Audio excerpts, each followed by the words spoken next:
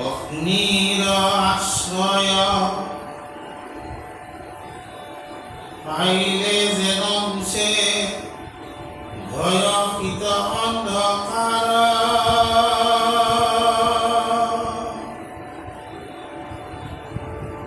এতে সংহাৰ কৰিবে সুখে শুনিও দৃষ্টান্ত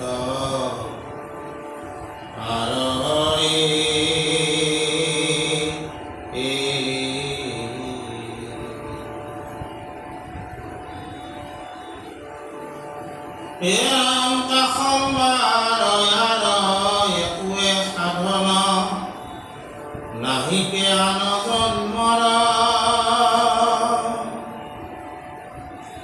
এই জন্মে মাত্ৰ সাধু সংগ লয়া কৰিয়া ৰতিয়া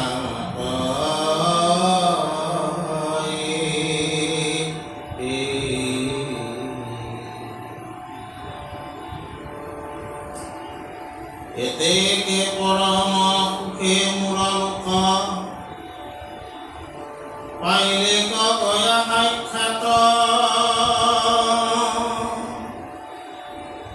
মূল সংগ সন্তে মহন্তৰ সংগ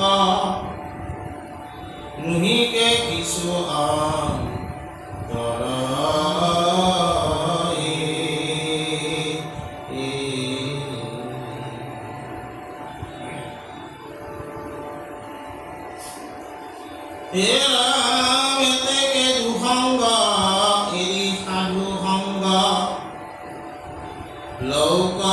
বুদ্ধিমন্ত নৰ ভক্তি প্ৰতিবন্ধ দুৰ্বাসনা আদি যত দুখ দুখ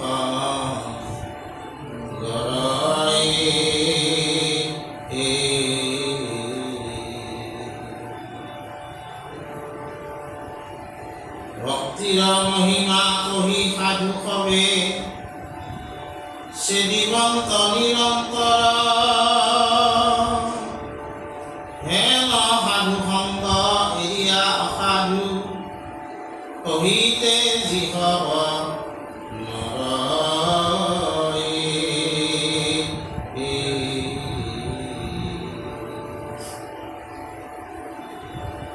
ভক্তিৰ প্ৰতি ভক্তি প্ৰতিবন্ধ দুৰ্বাসনা আদি যত দুখ দুসংগৰ ভক্তিৰ মহিমা কহি সাধু সবে সে দিবন্ত নিৰন্তৰ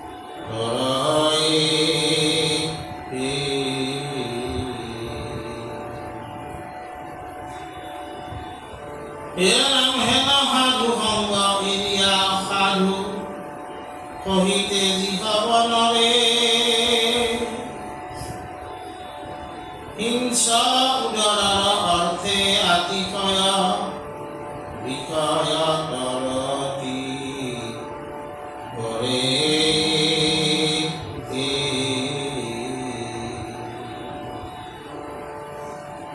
মুক্তি হেন যিটো হইল তথাপিতো ভ্ৰষ্ট হোৱা পূৰ্বমত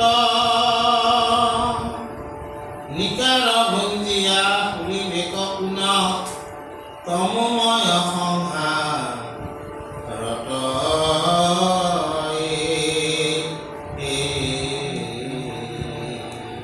যোৱাকালি আমি আমাৰ পাঠত বাণ বলি বিভীষণ হনুমন্ত জটায়ু সুগ্ৰীৱ ধৰ্মব্যাস জাম্বৱন্ত নিজ ভাৰ্যাগণ কংসৰ গাখীৰ খুজি এই সমস্ত কৃষ্ণৰ সংগ পায় বা কিছুমানে ৰামৰ সংগ পায় তেওঁলোকে কি হৈছে আৰু গোপীসকল গকুলৰ গোপীসকলেও তেওঁলোকে ভগৱন্তৰ লগত একাত্ম হ'ব পাৰিছে।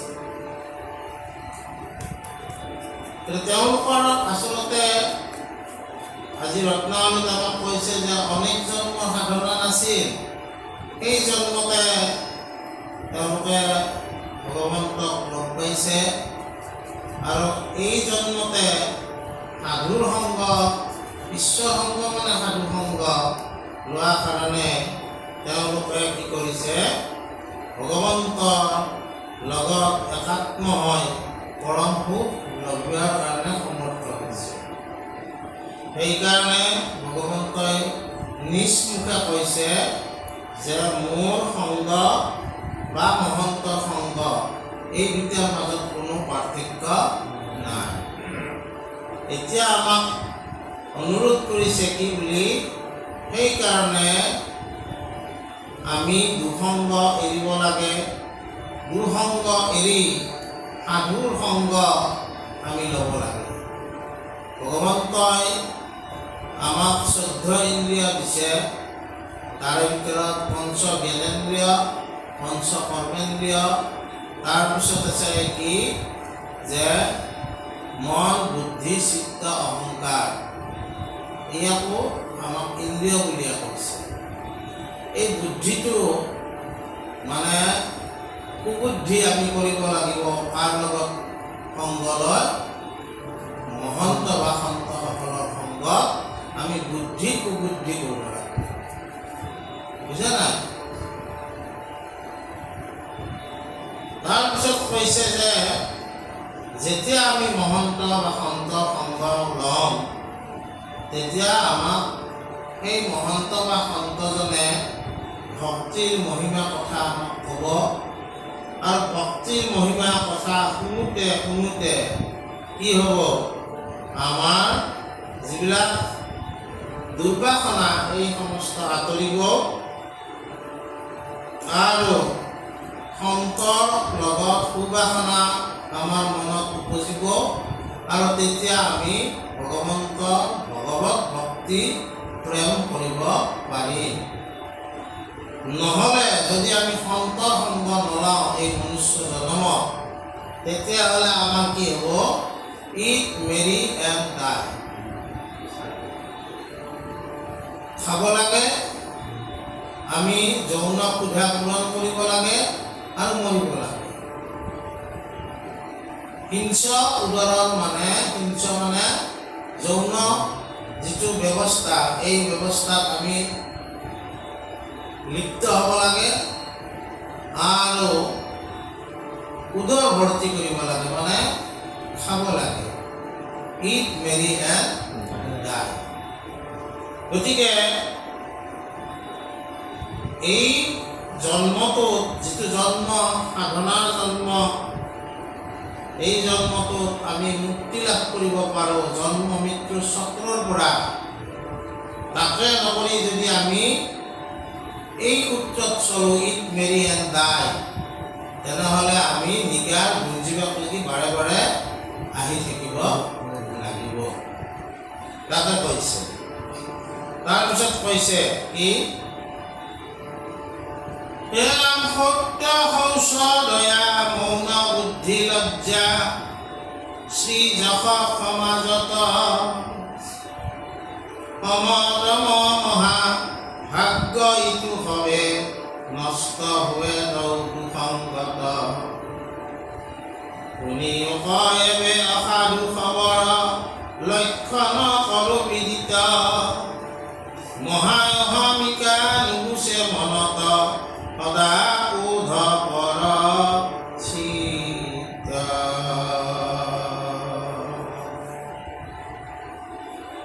যিবিলাক ভাল বিষয়, সত্য শৌচ ক্ষমা দয়া,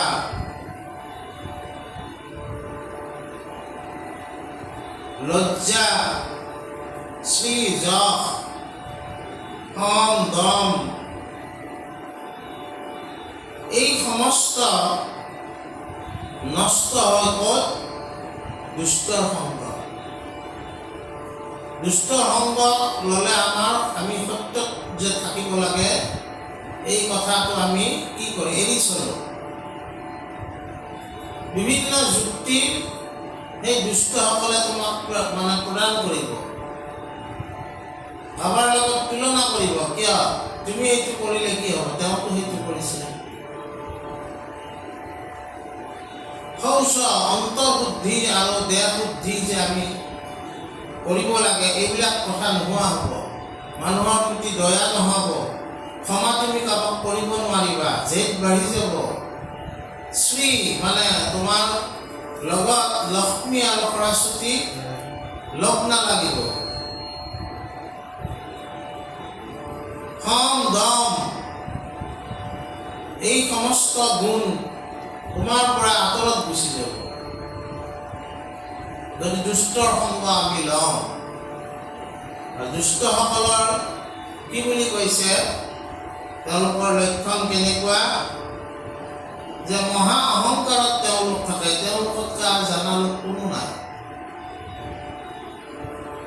আৰু সদায় তেওঁলোকে সৰু সৰু কথাতে কি কৰে? খং কৰে, অহমিকা অভিমান বেছি কৰে। গতিকে সেই দুষ্ট লোকসকলৰ সংগ আমাক ল'বলৈ হাত দিছে। তাৰপিছত কি কৈছে?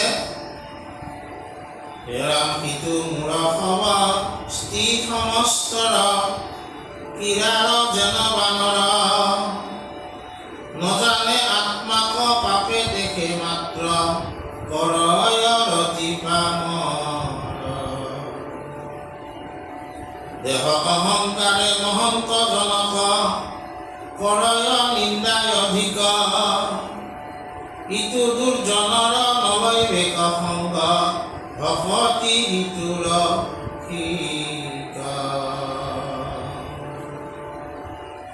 অসন্ত খবক নিন্দিয়া সত্তৰ মহিমা কৰো বিদিত কৰিবে নলাগে সন্তৰ চাপুক মাত্ৰ সন্নিত। এই মহা অহংকাৰ কৰা মহাক্ৰোধ কৰা দুৰ্জনসকলৰ কথা আৰু কি কৈছে, তেওঁলোকে সন্তসকলৰ ওচৰ চাপিলে তেওঁলোকৰ অহংকাৰ না হ'ব।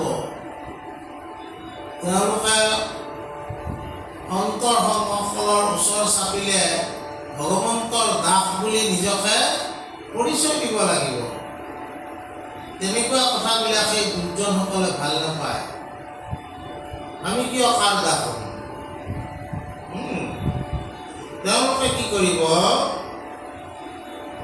তেওঁলোকে তাৰমানে কি কৰিব, এইবিলাক কথাত কোনো পাত্তা নিদিব, কিন্তু নিজৰ ঘৰত তেওঁ নিজৰ স্ত্ৰীৰ মানে খেল নচোৱা বানৰৰ দৰে থাকিব। স্ত্ৰীৰ কথা বানৰৰ দৰে থাকিব। বানৰে যেনেকৈ নাচে, বানৰক যেনেকৈ নচুৱাই, পত্নীয়ে তেওঁলোকক নচুৱাই থাকিব। বুজা নাই? আৰু কি হ'ব, দেহৰ যিটো অহংকাৰ, এই দেহৰ অহংকাৰ যিটো দেহকে তেওঁ সঁচা বুলি ভাবিছে, কি আছে এইবিলাক? আমি কিয় ভক্তি কৰিব লাগে? ভালকৈ খাব লাগে, ভালকৈ শুব লাগে, ভাল পিন্ধিব লাগে, হা? এই জীৱনটো উপভোগ কৰিব লাগে। নানা যুক্তিৰে তেওঁ যুক্তি দিব আৰু কি কৰিব, এই সন্তসকলক তেওঁ গালি পাৰিব। তেওঁলোকৰ কাম নাই। মানুহবিলাকক তেওঁলোকে কি কৰে, এই ভক্তিৰ কথা কয় এলেহুৱা কৰে।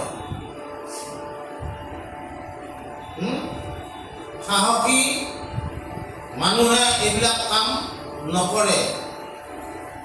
পলায়নবাদী মানুহবিলাকে এইবিলাক কাম কৰে। নানান ধৰণৰ যুক্তি তেওঁলোকে প্ৰদান কৰি মহন্তসকলক নিন্দা কৰিব। বুজা নাই? আৰু ইয়াতে কৈছে যে অসন্তসকলক বিভিন্ন ধৰণে আমি নিন্দা কৰিছোঁ।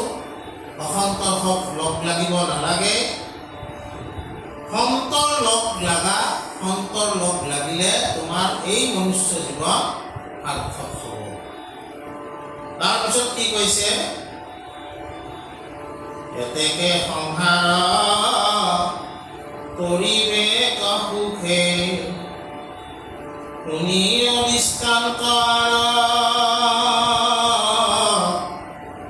অগ্নিৰ আশ্ৰয় পাইলে যেন হুচে ভয়সিত অন্ধকাৰ।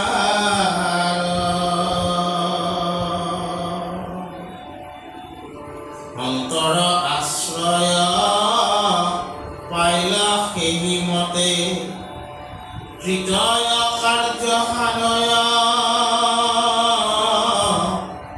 গুছে কৰ্মজৰ অজ্ঞান আন্ধাৰ আৱৰ সংহাৰ ভয়।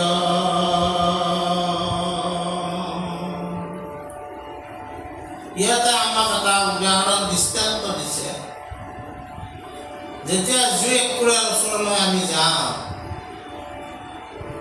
তেতিয়া তিনিটা বস্তু আমাৰ নোহোৱা হয়। সেইটো হ'ল ভয়, শীত আৰু অন্ধকাৰ। বৰ আন্ধাৰত আমাৰ ভয় লাগে। জুইৰ ওচৰত পোহৰ থাকে, তাপ থাকে, আৰু সেই পোহৰ থাকে কাৰণে অন্ধকাৰ দূৰ কৰে।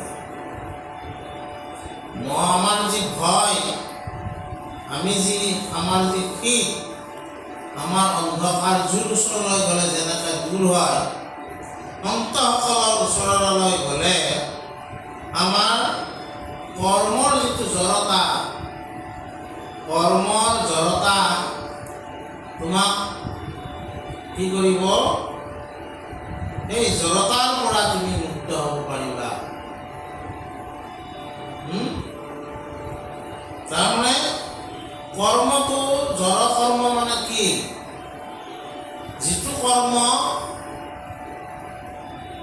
মনুষ্য উত্তৰণৰ কাৰণে, প্ৰাণীৰ উত্তৰণৰ কাৰণে তুমি যি কৰ্ম কৰিছা সেইটো ঈশ্বৰীয় কৰ্ম। আৰু তোমাৰ কৰ্মত যদি প্ৰাণীৰ বা মনুষ্যৰ যদি হানি হয়, এই কৰ্মবিলাকৰ দ্বাৰাই তুমি বিষয় বাসনাত কি হ'ব পাৰিবা? যুক্ত হ'ব পাৰিবা।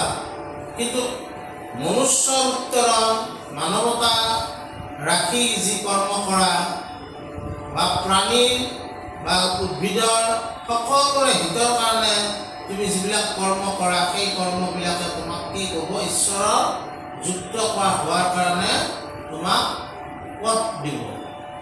কিন্তু যিবিলাক কৰ্মৰ দ্বাৰা কেৱল তোমাৰ বিষয় বাসনা সাধন হয়, সেই কৰ্মৰ দ্বাৰাই তুমি কি কৰিবা? সেই কৰ্মকে জড় কৰ্ম বুলি কৈছে। ইয়াৰ দ্বাৰা কোনো জড় কৰ্ম, বুজি পাইছা নে নাই? আৰু এই জড় কৰ্মৰ জড়তাই আমাক বন্ধনত পেলায়। গতিকে কি হ'ব? আমাৰ কৰ্মৰ জড়তা আমি এৰিব পাৰিম। আমাৰ মনৰ যি অজ্ঞান আন্ধাৰ আছে, এই অজ্ঞান আন্ধাৰ আমাৰ দূৰ হ'ব।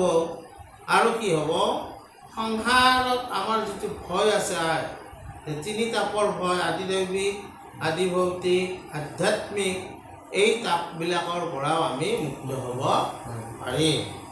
তাৰপিছত কৈছে, যেন সমুদ্ৰ কিবা বহুতৰ কহিব সন্তৰ, মহিমাৰ নাহি পাৰ, যেন সমুদ্ৰত মজে লোক যত, নৌকাষে আশ্ৰয় তাহাৰ।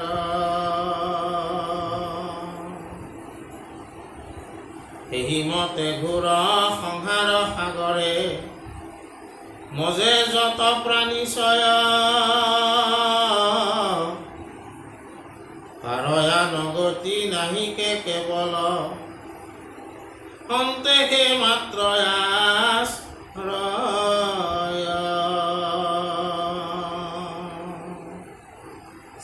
আনো নানাবিধ দৃষ্টান্ত দেখায়া, ইহাস কৰো বিদিত,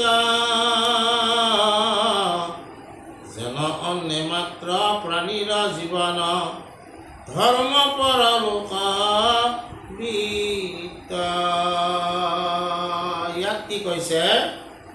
যে সমুদ্ৰৰ মাজত যেনেকৈ এখন নৌকাকে আমি আশ্ৰয় হিচাপে লওঁ, নহ'লেতো সমুদ্ৰত আমি বুৰ যাম। নৌকাখন যেনেকৈ সমুদ্ৰত আমাৰ আশ্ৰয়, এই ভৱসংসাৰত আমাৰ সেই নৌকা আশ্ৰয় কোনে হ'ব? সন্তসকল। ৰামকৃষ্ণ নামৰ নৌকা হ'ব আৰু ঘূৰিয়াল হ'ব কোনে? সন্তসকল। নাওখন আমাৰ যেনি তেনি যাবলৈ নিদিয়ে, এটা পাৰ পোৱাই দিব। কুই পাৰ? যিটো পাৰত ঈশ্বৰ আছে। বুজি পাইছ না নাই? তাৰপিছত কি কৈছে? যে আমি এই জীৱনটো জীয়াই থকাৰ কাৰণে আমাক অন্নৰ প্ৰয়োজন আছে। অন্নপ্ৰাণ জীৱ আমি।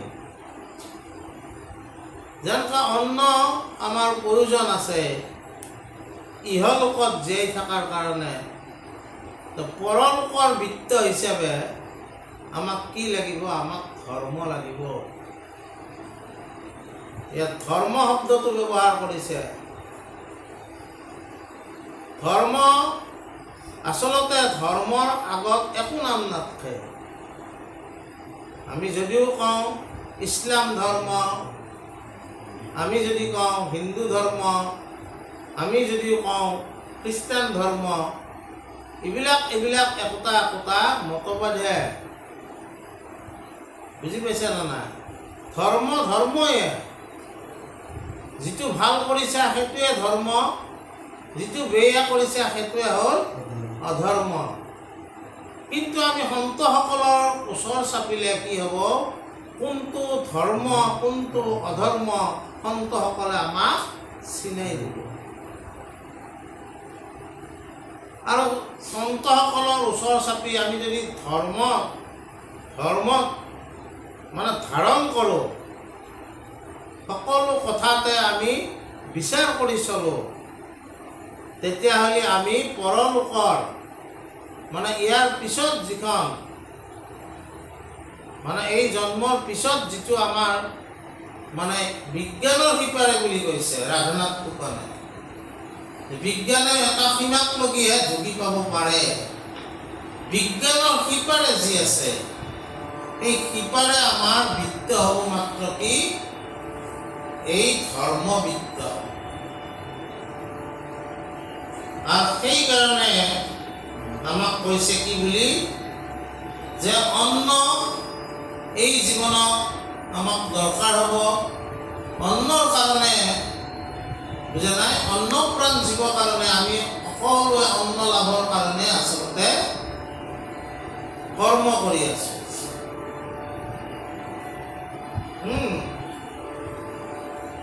মানুহৰ মূল প্ৰয়োজন কেইটা?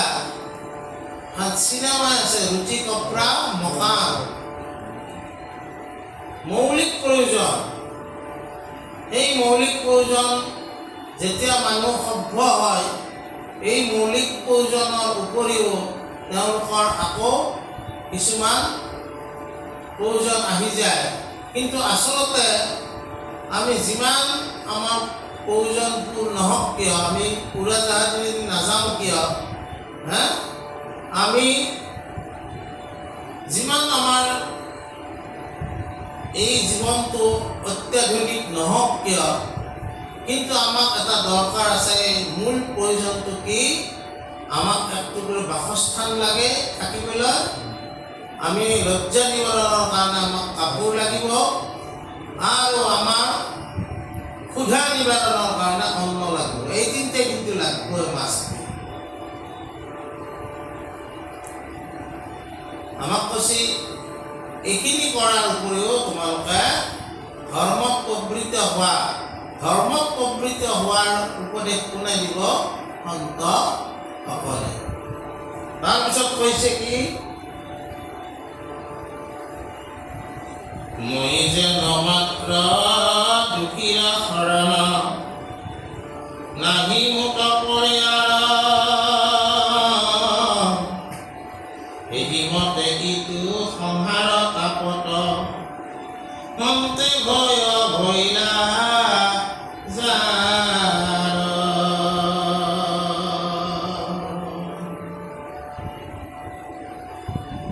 তাৰমানে ঈশ্বৰে কৈছে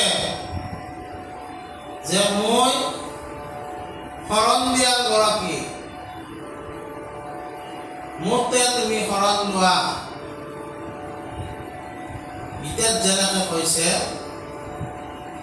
সৰ্বধৰ্ম পৰিত্যাজ্য মামেকং শৰণং ব্ৰজ, অহং তাং পাপেভু মোক্ষয়িষ্যামি মা শুচ। দুৰ্ভৰণ কৰিব পৰা ক্ষমতা কেৱল ভগৱন্ত হৰিত থাকে। তেওঁৰ ওচৰত আমি শৰণ হ'ব লাগে, আৰু তেওঁৰ শৰণাগত হ'লে এই সংসাৰৰ যিবিলাক তাপ, নমো মধুমূৰ মথন ৰাম, সংসাৰ তাপ কৰা উপশাম। এই প্ৰাৰ্থনা আমি যদি তেওঁৰ ওচৰত কৰোঁ, এই সংসাৰৰ তাপৰ পৰা আমি মুক্ত হ'ব পাৰিম। তাৰপিছত কি কৈছে, হন্তেকে তাহাৰ কেৱলে শৰণ, কহিলো নিষ্ঠ কৰি, পাংগু পাংগু ইটো প্ৰকৰণ অৰ্থ, শুনিয়া উপশম হৰি। সাক্ষাতে আদিত্য উদয় ভৈলো, বাহিৰ মাত্ৰ প্ৰসন্ন, ঘটপট জ্ঞানে উপজে কেৱল, নুহিকে প্ৰকাশ মন।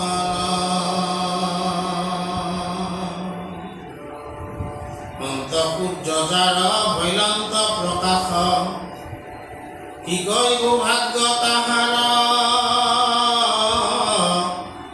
অগুণ নিৰ্গুণ ভকতি প্ৰকাশে প্ৰকাশে চকুয় পাৰ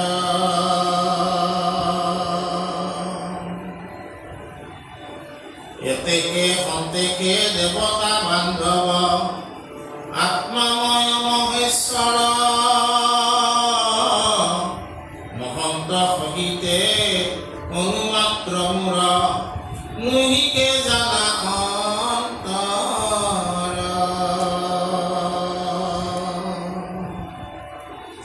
নজা দিনৰে মহন্তৰ সংগে কৰো সংত ভকতি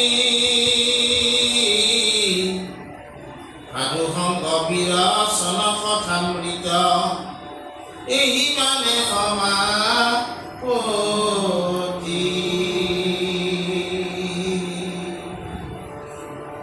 ইয়াতে আমাক কি কৈছে যে সূৰ্য আমাৰ আদিত্য আমাৰ জগত পোহৰ কৰি আছে।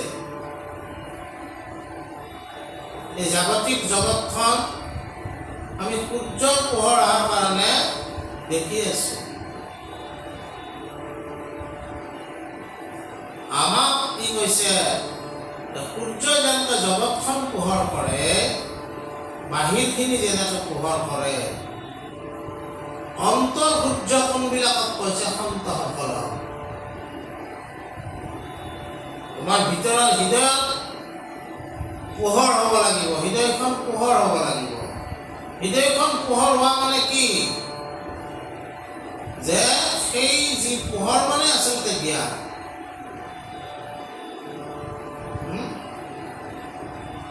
আমাৰ কৃষ্ণ ৰামদাস এজন শুৱালকুছিৰ বিশিষ্ট কবি আছিলে। তেওঁ এটা কবিতা লিখিছিলে কি, মানুহ হ'বলৈ হ'লে ভাবি কাটি উলিয়াব লাগিব সূৰ্য অহাৰ পথ। মানুহ হ'বলৈ হ'লে ভাবি কাটি উলিয়াব লাগিব সূৰ্য অহাৰ পথ। ঠিক তেনেদৰে আমাৰ এই অন্তৰ সূৰ্য হৃদয়খনত যদি আমি হৃদয়খন আলোকিত কৰিব পাৰোঁ, তাৰ দ্বাৰা সন্তসকলৰ জ্ঞানৰ দ্বাৰা। আৰু সেইকাৰণে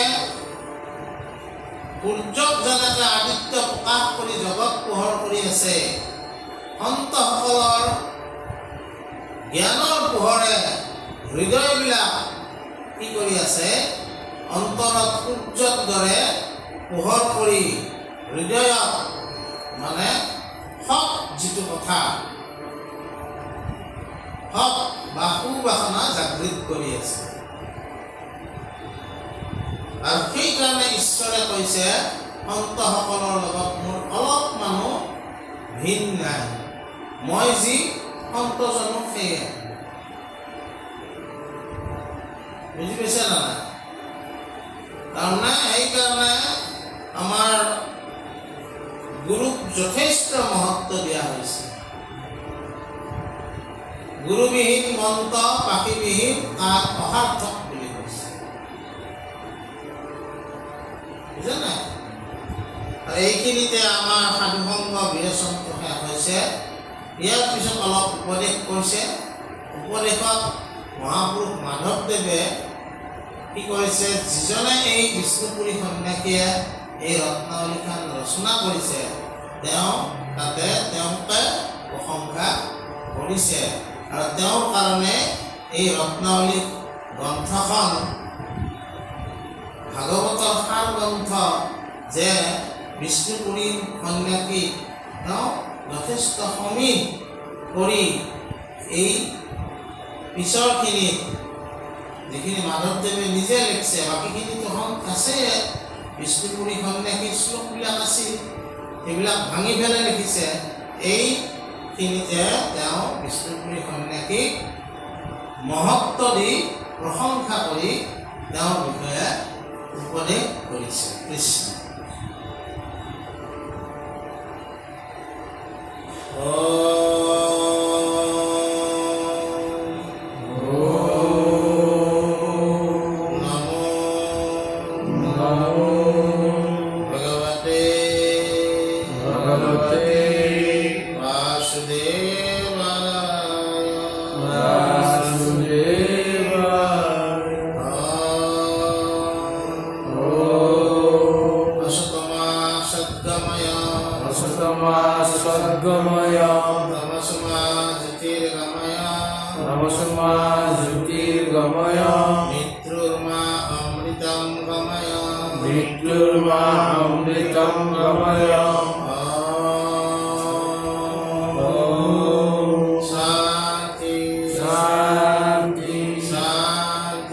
शांति